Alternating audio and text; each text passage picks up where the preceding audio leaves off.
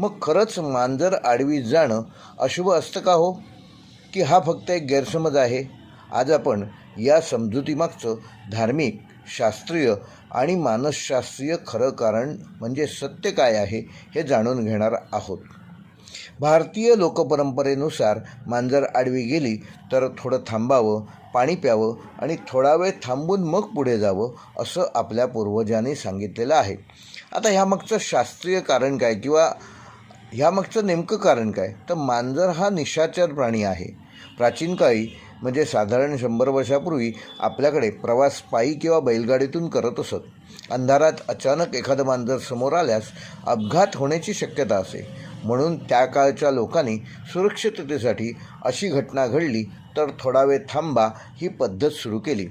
पुढे त्याच्यात अंधश्रद्धा कदाचित अंतर्भूत झाली असेल आणि त्याला अशुभ संकेत दिले गेले. आपले पूर्वज हे प्रचंड हुशार होते. ते असे कुठल्याही अंधश्रद्धांवर विश्वास ठेवणारे नव्हते. आता धर्मग्रंथात ह्याबाबत काय उल्लेख आहे ते बघूया.